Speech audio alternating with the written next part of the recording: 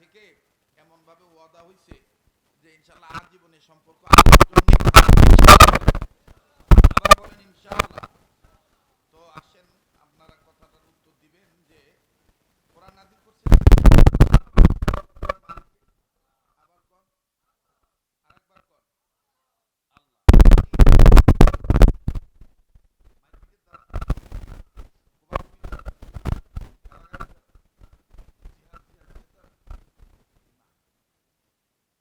কোন মোহাম্মদ শফির যে এই হেফাজত অর্থ হইল এই কোরআন যে ঘরে পড়বে, এই কোরআন যে পড়াইব, এই কোরআনের শিক্ষা দীক্ষার যে মহব্বত করব, এই কোরআনের শিক্ষা দীক্ষার পক্ষে যারা আগাইব, আল্লাহ কোরআনকে হেফাজত করব, কোরআনের পাশাপাশি এই কোরআনের সাথে যারা জড়িত থাকবে তাদেরকেও হেফাজত করব। এটা শুধু দুনিয়ায় না, কবরে, হাসরে, মিজানে, সিরাতে, সব জায়গায় আল্লাহ কোরআনের বরকতে তার গোলামকে হেফাজত করবে। এর বাস্তবতায় আসেন, আপনি 5,000 টাকার গজের কাপড় দিয়ে জামা বানাইছেন, এই জামাটা আপনি গায়ে দিয়েছেন, এই জামা আলমারিতে বা শোকেসে বা আলনাতে হ্যাঙ্গারে ঝুলাই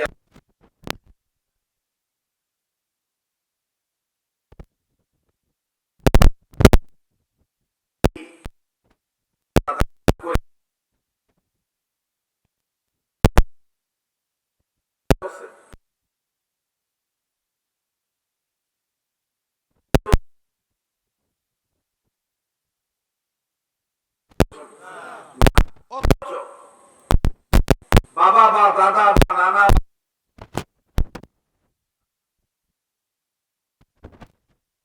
কাপড় বেঁচেছে, সেই কাপড় দিয়ে আপনি কোরআনকে ঢেকে রাখার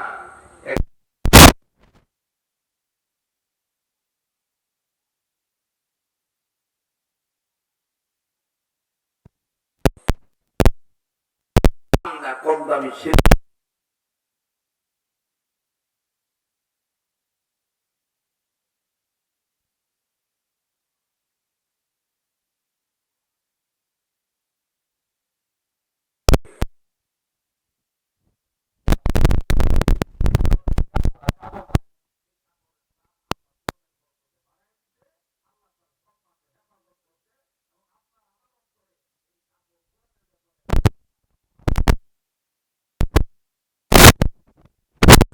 তারা করতেছেন।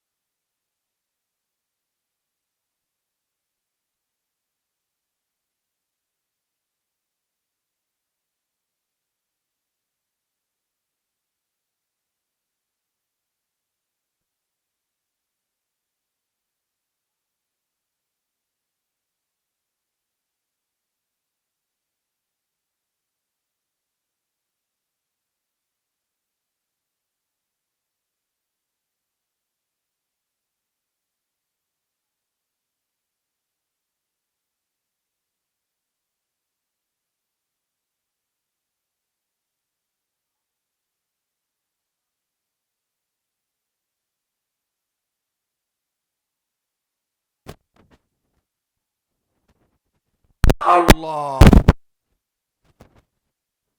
নাজিল করছেন কে? কার উপর নাজিল হইছে? মুহাম্মদ সাল্লাল্লাহু আলাইহি ওয়াসাল্লাম। বলেন মুহাম্মদ সাল্লাল্লাহু আলাইহি ওয়াসাল্লাম। এবং এই কোরআন কোন মাসে নাজিল হইছে? জবাব দেন। আচ্ছা, এই কোরআন নাজিল হইছে রমজান মাসে। রাত্রিতে না দিনে? রাত্রিতে। কখনো দিনে কখনো রাত্রিতে। এই কথা কয় কেন বাচ্চারা? এদেরকে এক একটার এক জায়গায় বসেন। এ বাবা, এই মোবাইল দিয়ে দে, বাপসা স্যার কাছে দে, তুই এখন ওয়াজ হন। খেয়াল কর, কোরআন নাজিল করেছেন আল্লাহ, মুহাম্মদ সাল্লাল্লাহু আলাইহি সাল্লামের উপর নাজিল হইছে, রমজান মাসে নাজিল হইছে। বিশেষ একটি রাত্রে আল্লাহ তাআলা এই কোরআন নাজিল করেছেন, কমপ্লিট করেছেন। আল্লাহ তাআলা এর নুরানি রোশনি ছোঁয়া আল্লাহ মানুষের কাছে বিলীন করে দিয়েছেন। সেই রাত্রটার মর্যাদাও আল্লাহ কোরআনের বরকতে এতটাই বৃদ্ধি করে দিয়েছেন, এত বরকত, যেটাকে বলি আমি আপনি আল্লাহর ভাষায়, নবীর ভাষায়, আল্লাহর জ্ঞান দান করার মাধ্যমে আমরা বুঝতে পেরেছি, জানতে পেরেছি লাইলাতুল কদর। বলেন লাইলাতুল কদর। এখন প্রশ্ন হলো, এই কোরআন নাজিল করেছেন আল্লাহ মুহাম্মদ সাল্লাল্লাহু আলাইহি ওয়াসাল্লামের উপরে রমজান মাসে লাইলাতুল কদর রাত্রিতে, কিন্তু কাদের জন্য? কাদের জন্য? হুজুরদের জন্য? শুধু মুসলমানদের জন্য? একটু কথা বলে। শুধু মুসলমানদের জন্য? হুজুরদের জন্য? খালি মাদ্রাসা মসজিদ যারা করবো তাদের জন্য না। এ কোরআন আল্লাহ তাআলা সমগ্র মানব জাতির জন্য আল্লাহ সৃষ্টি করেছেন, নাজিল করেছেন। এ কোরআনের বয়ান সমগ্র মানব জাতির জন্য। সুবহানাল্লাহ। এই মানুষের কাতারে ধনী গরিব সবাই আছে। এই মানুষ যদি কোরআনের শিক্ষা দীক্ষা গ্রহণ করে, আল্লাহ পাক এই মানুষকে প্রকৃত মানুষ হিসাবে কবুল করে। আল্লাহ দুনিয়াতেও তার ইজ্জত বাড়ায় দেয়, আখিরাতেও তার ইজ্জত বাড়িয়ে দেয়। তাহলে আবার বলেন, কোরআন নাজিল করেছেন কে? হেফাজত করার মালিক কে? ইন্না নাহনু নাযালনা যিকরা ওয়া ইন্না লাহু লাহাফিজুন।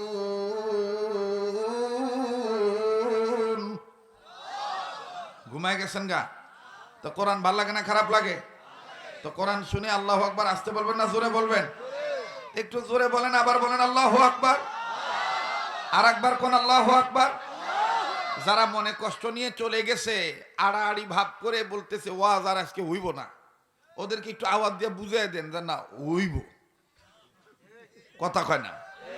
ওয়াজ কি হইব ইনশাআল্লাহ। আওয়াজ আসতে দিবেন না জোরে দিবেন? আর মুমিনের সামনে কোরআন তেলাওয়াত করলে মুমিনের ঈমান বাড়ে না কমে? এ কথা কি আমার না আল্লাহ? ইন্নামাল মুমিনুনা আল্লাযীনা ইযা যুকিরাল্লাহু ওয়াজিলাত কুলুবুহুম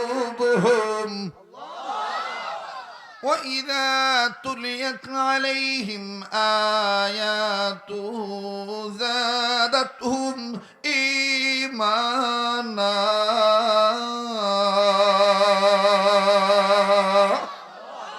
আল্লাহ বলেন, ওগো নবী, মুমিনগণের সামনে যখন কোরআন তেলাওয়াত করা হয়, মুমিনগণের দিল আমি আল্লাহর ভয়ে নড়ে উঠে, তাদের কাছে থাকা ঈমান বেড়ে যায়।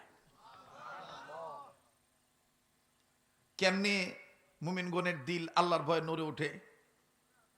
ইতিহাস আপনারা জানেন যে পৃথিবীতে ওমর দুজন, একজন হলো খাত্তাবের পোলা ওমর, আর একজন হলো হিশাম পুত্র ওমর। ওমর ইবনুল হিশাম, ওমর ইবনুল খাত্তাব। ওমর কয়জন? আবার কন। একজন হলো ওমর ইবনুল খাত্তাব, আর একজন হলো ওমর ইবনুল হিশাম। হিশাম পুত্র আবু জাহেল, আর খাত্তাবের ছেলে ওমর। একজন জান্নাতি, একজন কপাল পোড়া। কপাল পোড়া, এই কপাল পোড়ার গোষ্ঠী কিন্তু এখনো আমাদের সমাজে আছে। মাইন্ড করেন না, রাগ হইেন না। কে কোন দল করেন এটা আমার দেহারও দরকার নেই, কওয়ারও দরকার নেই, কিন্তু কপাল পোড়া অহনো আমাদের দেশে আছে। দেখবেন যে 2টা এমপি হয়েছিল, এমন অবস্থা দেখাইছে, আগে হাটে বাজারে আগারে ফাজারে জোর জঙ্গলে গান গাইতো, দোতারা সেতারা ডুগি তবলা খন্তুরি বেঞ্জুরি লইয়া, না না না, ফ্যানের বাতাস দিলে আমি ওয়াজ করতারি না, গরিব মানুষ বোঝেন না আমি।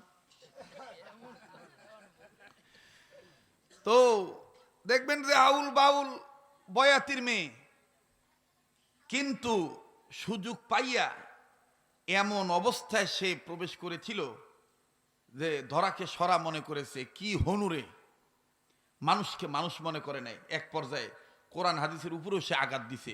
মাননীয় স্পিকার, আপনারা কি বুঝতেছেন? ইশারা বুঝছেন? দেখবেন কাপড় ধরার স্টাইল আমার দেশের প্রাইম মিনিস্টারের মতন মনে হয় উনি মরহুম শেখ মুজিবুর রহমানের মেয়ে। মাননীয় স্পিকার, সিয়াসাতের হাদিস শুধু শরীয়তের মৌলবীরা জানে না, আমিও পড়েছি। বলে কি পড়েছ? বলে বুখারী, মুসলিম, মেশকাত, আবু দাউদ, মেশকাত শরীফ, ইবনে মাজা, নাসাই শরীফ, বহুত। তা আমি এটা শুনি না, আমি কই কয় কি মেশকাত আসলো কোথার থেকে সিয়াসাতের হাদিসের মধ্যে? কি রে ভাই বাজান, ওলামায়ে কেরাম যারা আছেন সিয়াসাতের হাদিসের মধ্যে মেশকাত আছে? হ্যাঁ, এটা যখন বলে তখন দেখবেন রাম, বাম, চ্যাটার্জি, মুখার্জি, গঙ্গোপাধ্যায়, চট্টোপাধ্যায়, দাশগুপ্ত, সেনগুপ্ত, রায়বাবু, লেনসেন, এদের পক্ষের যারা, তখন তারা না বুঝেই বাম্পার ফলন বৃদ্ধির লক্ষ্যে শয়তানি বক্সে দেখবেন টেবিল থাবড়ায়।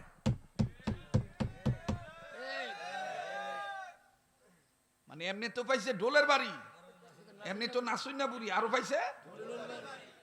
এই যখন টেবিল থাবড়ায় তখন দেখবেন সে আরো বাম্পার ফলন।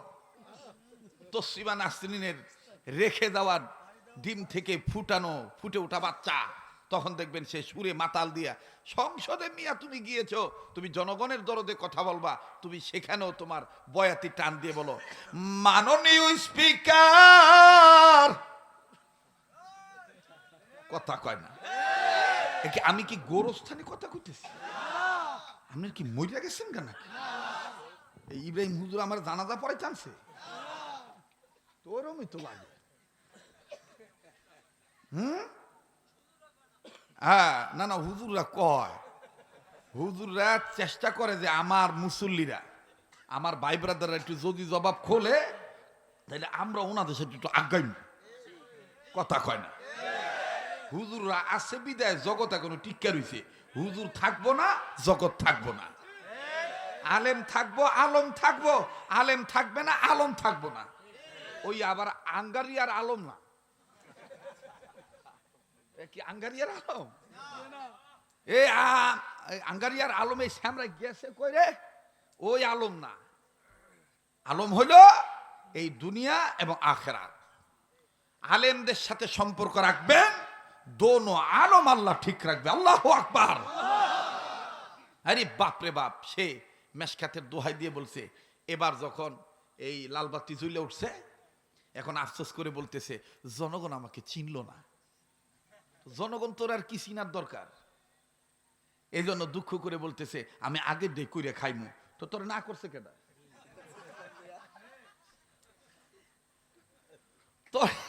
তোরে না করছে কেডা? ঘুঘু দেখেছো? ঘুঘুর ফান দেখো নাই। মনে রাখবা, এদেশ হাদি শরীয়তুল্লাহর দেশ। মনে রাখবা, এদেশ খতিব উবাইদুল হকের দেশ। মনে রাখবা, এদেশ শাইখুল হাদিস আল্লামা মরহুম আজিজুল হকের দেশ। মনে রাখবা, এদেশ তার খাস সাগরের ছাত্র চরমনের পীর সৈয়দ ফজল করিমের দেশ। মনে রাখবা, এদেশ দাওয়াত ও তাবলীগ ইসলামী আন্দোলন কর্মী মুজাহিদদের দেশ। এই দেশে ইসলাম ছিল, ইসলাম আছে, ইসলাম থাকবেই। তবে মনে রেখো, ইসলাম মানতে যে এদেশের জনগণ টেকনাফ থেকে তেতুলিয়া, রূপসা থেকে পাথুরিয়া, সুন্দরবন থেকে বান্দরবান, একটা জায়গাও কোন মুসলমান ইসলাম মানতে যে, কোরআনী আন্দোলন করতে যে কোন আউল বাউল ওয়াটওয়ালা জটওয়ালা বয়াতির মেয়ে বা বয়াতির ছেলের মাধ্যমে ইসলাম মানবে না। আলমের